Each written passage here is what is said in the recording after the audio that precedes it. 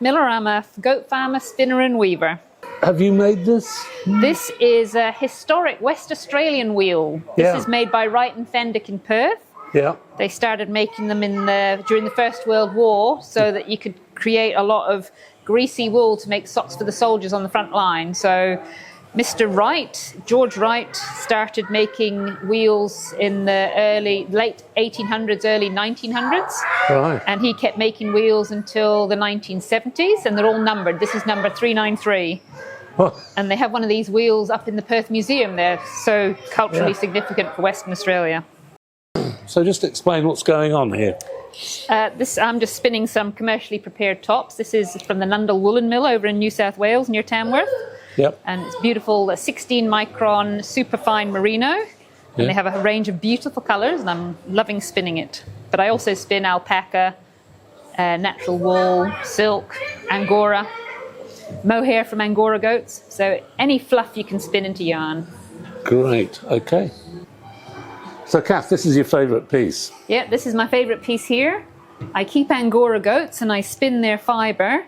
And one day my Angora was eating some local wattle and he ended up with yellow flowers in his hair. So I spun up some Nundle Woolen Mill yarn and created this piece which has got little wattle flowers in it. So it's thinking about my little Angora goat, flowers in his hair.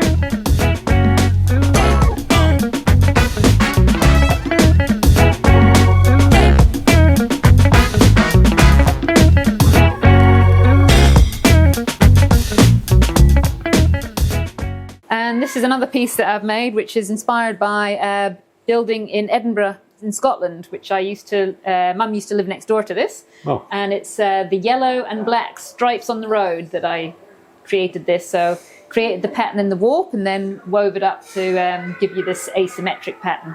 This is one of the other girls in the co-op. She's paints and oil paints, and I just love the strength in this lion. And I've now used this colour palette to create different yarns, and I'm going to create a piece inspired by this with some, again, lovely West Australian dyed tops and some Nundle Woolen Mill yarn. So what raw materials are we using? I use all sorts of things. So I use some local coloured merino or merino cross. Yeah. I have a lot of alpaca that I use. I love spinning alpaca. Some people don't, but I enjoy it. I've recently grown some silkworms, so I have the silk cocoons. And I also have my own Angora goats, so this is my own mohair. This is the natural white colour, and these have all been dyed with local natural plant materials with eucalyptus and kangaroo paw, and the golden wattle that my Angora goat was eating. And to complement these natural materials, I buy some coloured what's called roving or tops from the Nundle Woolen Mill in New South Wales, and it comes in a whole range of colours. But they also have a natural brown that you can use as well. So there's a range of local artists who hand dye different wool. So you can get them from, there's a girl in Boyanup that sells hand dyed yarn, and this is a lady in the Mornington Peninsula in Victoria that also dyes yarn.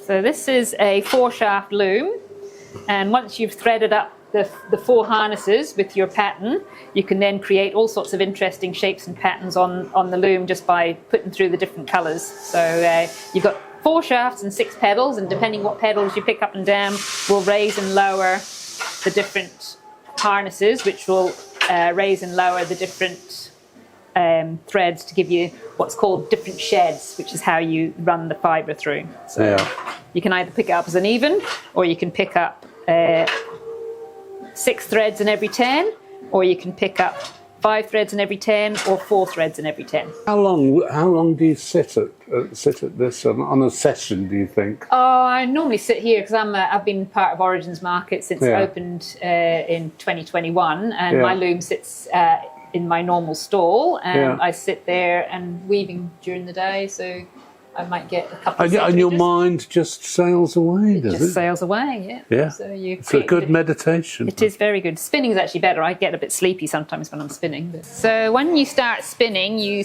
start becoming a bit of a collector of wheels. So this is part of my flock of wheels. This is a German wedding wheel.